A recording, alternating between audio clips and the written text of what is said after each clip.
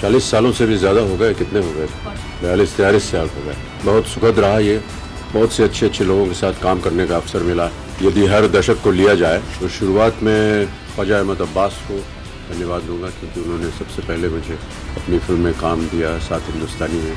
फिर उसके बाद ऋषिदा, ऋषिकेश मुखर्जी, और ऋषिदा के साथ मैंने सबसे ज़्यादा फिल्में की हैं।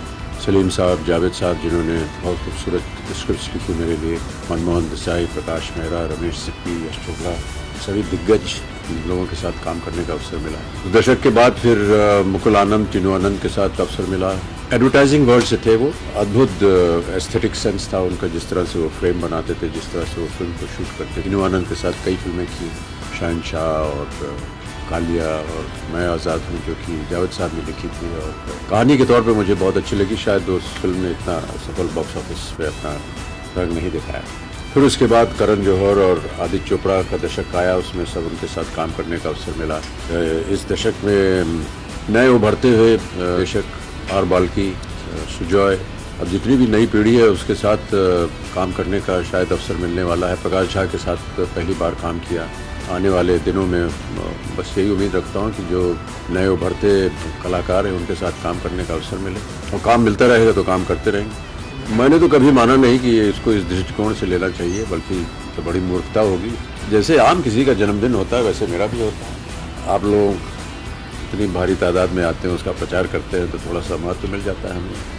कोई ऐसी खास याद तो नहीं है, लेकिन जैसे आम बच्चों का जन्मदिन मनाया जाता था वैसे हमारा भी मनाया जाता था। शायद फ़र्क उस ज़माने में ऐसा था, ज़माना तो नहीं कहना चाहिए, उस उम्र में तभी जब छोटे होते हैं तो बड़े उत्सुक रहते हैं कि कब हमारा जन्मदिन आएगा, दावत दी जाएगी, बच्चे आएंगे। लेकिन अधिकतर जो नज़रिया रहता था वो ये कि हमारे को गिफ्ट क्या मिलने वाला है। और जब छोटे होते थे तो जब भी दावत दी जाए बच्चों के लिए, तो सबसे पहले हम लोग जाकर उससे पूछे क्या लाए, क्या मेरे लिए और अब जैसे जैसे दिन बीतते गए, अब ऐसा लगता है कि एक और साल बीत गया। मटीरियलिस्टिक गिफ्ट मुझे कभी भी पसंद नहीं आया। ये लोगों का प्यार और आदर मिलता रहे, माँ बाबू जी का आशीर्वाद था तब तक, उसके लिए मैं अपने आप को भाग्यशाली समझता हूँ। अभिषेक और श्वेता, ये दो सबसे बड़े उपहार हैं मेरे लिए। और अब पोती आराध्या और अगस्त्या और नव्या नवेली, जो कि मेरी बेटी के बच्चे हैं, यही मेरे लिए सबसे बड़ा एक तोहफा है। इसके बारे में मुझे कतई जानकारी नहीं है।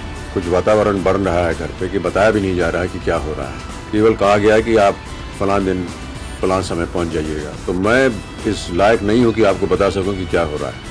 ऐसा तो मुझे नहीं लगता है। मुझे लगता है कि हर वर्ष एक और वर्ष बीत जाता है, और इस उम्र में आकर के जब एक वर्ष बीत जाता है तो बहुत सी चीज़ें आपकी उम्र के साथ कमज़ोर होती जाती हैं।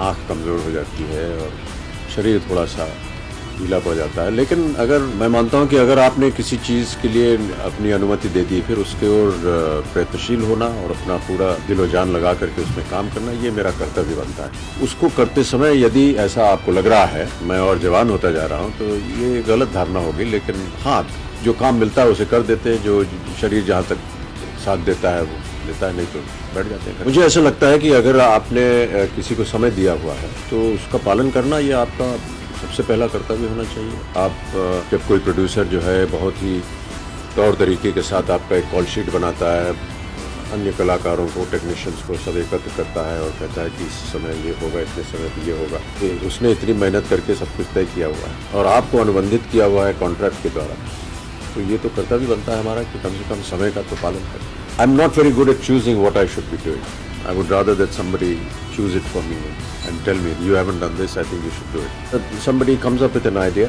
and tells me that this is what you should be doing, then I take it up as a challenge and see what I can do. I could never have thought of playing a 13-year-old progeria victim in Pa or Alzheimer victim in Black.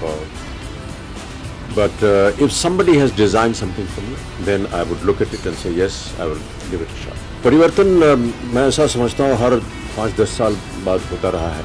60 और 70 के दशक में शायद समय ज़्यादा था लोगों के पास, लिखावट अच्छी होती थी, अच्छे अच्छे शब्दों का इस्तेमाल होता था, लिरिक्स गाने बहुत खूबसूरत लिखे जाते थे।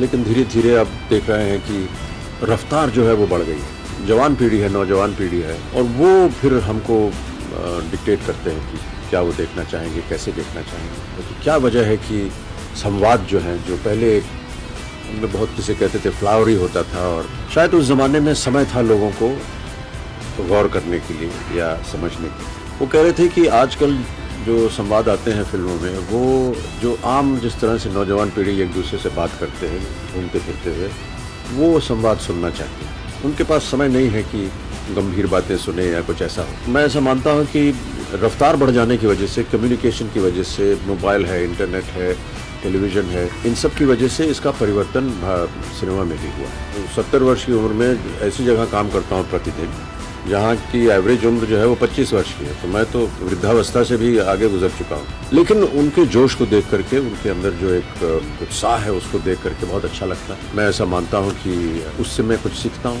बजाय उसके कि उनकी निंदा करूँ। सबसे पहले बात तो ये कि जितने खिताब हैं ये आप लोग देते हैं, मैंने अब इसे कभी न स्वीकारा है और न मैंने इसका कभी निर्माण किया। ये आप बेहतर जाने कि क्यों आप लोग लिखते हैं। किसी एक दशक को या किसी एक क्षण को मेरे लिए कहना बड़ा मुश्किल होगा, क्योंकि मैंने प्रत्येक दशक को चाहा है और एक बार कैमरा के सामने जाना है हमारे लिए एक बहुत अच्छा क्षण होता है। मैं उत्सुक रहता हूँ मैं कि आज क्या है, क्या नया किरदार निभाना है, किन लोगों के साथ काम करना है। ये कहना कि कौन सा दशक जो है वो मेरे लिए सबसे बेहतर था, ये बड़ा कठिन है। रोल मॉडल नहीं, मैं अपने माँ बाबूजी को खास तौर पर, इंडस्ट्री एक्टिंग के तौर पे देखा जाए तो दिलीप साहब को मैंने माना है, वहीदा जी को माना है हमेशा, और वो मेरे आइडल्स रहे हैं और रहेंगे। कहाँ डाउन टू, हम काउच पे बैठे हैं, आप जमीन पे बैठे हैं।